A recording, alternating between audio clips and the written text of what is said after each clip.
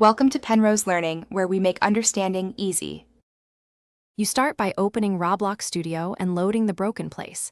Make a backup immediately, because fixes change assets. Once open, inspect the animation editor and plugins.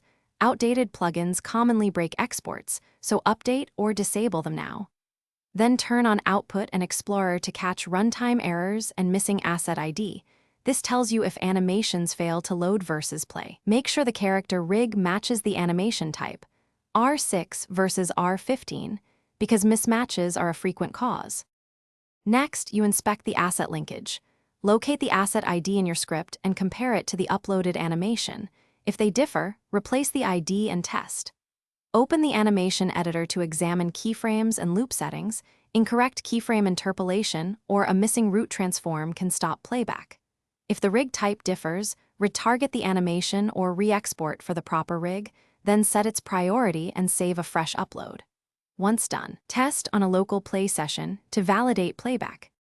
Finally, you run comprehensive tests. Use Play Solo and a server session to confirm the animation replicates to clients, because replication differences often mask server bugs.